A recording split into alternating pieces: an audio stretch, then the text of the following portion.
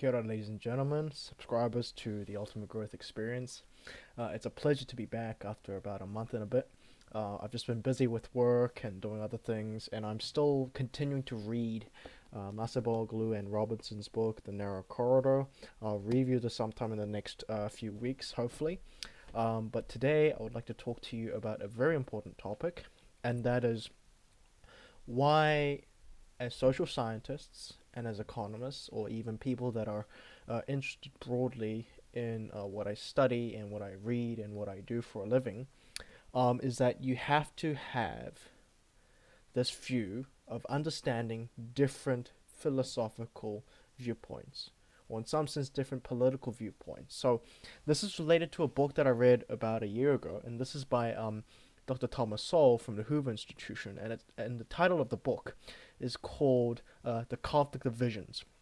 So, on one hand, there is the unconstrained vision, which is the idea that you can socially construct and manufacture a society from a more of a top-down perspective. The idea that human nature is not flawed, that human beings, in the words of Rousseau, are chained from freedom. So the idea is that human beings are morally good, that human beings are right, that human beings have a sense of justice, and we are good to the core. Whereas the constrained vision, on the other hand, which is where Dr. Sowell himself puts himself in, is the idea that human beings are nasty, or what Thomas Hobbes previously called the fact that human beings living, or lives, are brutish, short, and nasty.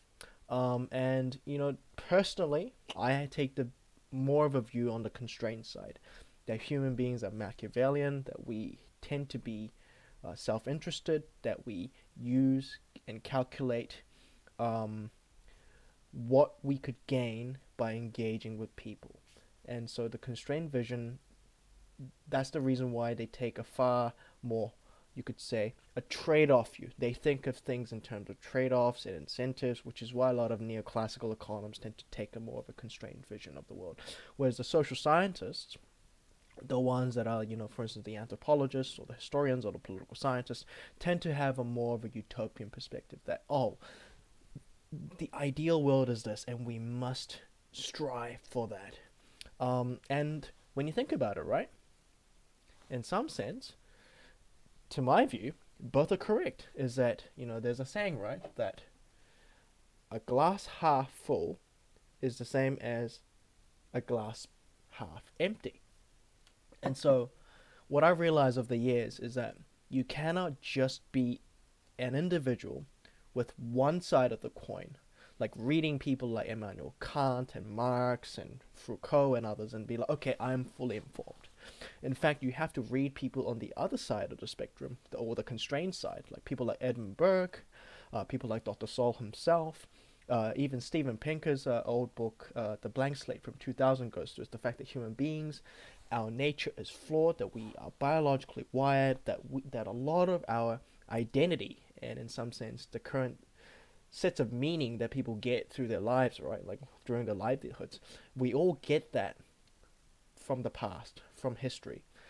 You could say the fact that the Bible itself is sort of our moral foundation as to how civilization, or Western civilization, was formed. And so this is why a lot of the people from the constrained vision say, let's look at history. Let's look at why things worked out the way that we did. Let's look at why human beings, despite being so evil, nasty, and savage, ended up creating a wonderful civilization like we have right now, like across Western liberal democracies. Whereas the utopian side think to themselves, oh my goodness, society's so bad. Society ought to be far better. This is just, excuse me, the fact that society could be far better, far more equal, far more just. That we need to do far more. Human beings are morally good, and all these utopian things, right? But both are correct. Both are absolutely correct. And like this is why, as Professor Jonathan Haidt alluded before, across the Righteous Mind, that human beings are 90% chimpanzees and 10% bees. So that means is that we are able to cooperate within teams, within groups together, if we're cohesive, and that's how you get that sense of flow, right? So if you're in a football team, like for instance, my favorite team, Manchester United, and you play, and you have this amazing passing movement, and eventually Martial scores or something, the players in that team feel that sense that they don't know what that is. That feeling you get when you go and visit Old Trafford, and you're like, oh my goodness, it's like because human beings feel the sense of unison when they're supporting the same team. So that's why we're tribal, right? So John talked about this in his book. It's quite elegantly done in explaining how human beings operate. And so this is why John says that we need to understand not only the libertarian perspectives of the conservatives or the liberals or the democratic or the left wing or the Marxist. He says you have to understand all of them because they reveal a lot about what human beings could be. That's the ideological debate. That's the philosophical debate. And I've seen this actually in the economics debate too, is that, more of the neoclassical economists, like, for instance, Tyler Cowen from the Mercator Center, all the way from even Adam Smith from back in the day when he wrote the book The Wealth of Nations, Milton Friedman, Friedrich Hayek. They have a really constrained view in a more of a microeconomic sense. So they think that, big government or big bureaucracies or big business tends to lead to less efficient outcomes because they can see that they have their own interests, whereas the left side of the coin is that they have a view that the world ought to be better, and to do that requires a lot of effort from government, from institutions, like big institutions that can make a lot of difference. And when you think about it, they're both not wrong in that vision, by the way.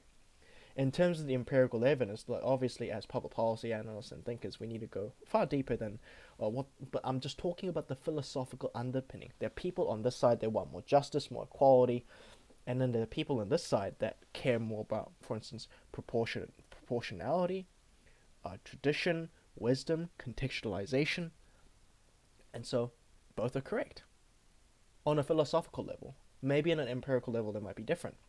Like for instance, on the left, there are people like Jeffrey Sachs, Thomas Piketty, Paul Krugman, people like Joseph Stiglitz, and in the middle, you could say there are people like Danny Roderick, where they all make a case that inequality is a huge problem. Well, yes, if you look at it from just an outcome basis, true. But when you look at it from a trade-off perspective, like from the neoclassical side here, they'll be thinking, compared to what? If, like, the question they will be asking is, how did Amazon, Google, Facebook, Apple become so efficient and productive and so good at what they are, and make things instrumentally cheaper for many consumers? Whereas these guys are going to be thinking, these guys are corrupting society and governments, etc. To a degree, they're both correct, right? That's what I'm saying. I'm seeing like a broader, big picture. And so, if you are a true social scientist, you should be able to act as, for instance, if in an American context, a Democrat. How a Democrat talks, what the talking points are, what the arguments tend to be, and you also need to be able to talk like a Republican. You need to talk about what are their views. Why do people vote for the right? And I think that in today's polarized period, too many people have not been able to steelman each other. Like, this is what I try to do, is that, as I read more books and as I understand the complexities of society and how human nature is just so complicated, if you know what I mean. Like, we are not that simple. Like, we are the alpha being, as what Gary Vaynerchuk said, right? And because we're so complicated, we need to go deep down. Not just one step, but 2 or 3 steps down to really get the broader picture as to what we are like. And so that was what I realized in the last few years, and I just wanted to share that with you guys. Just stop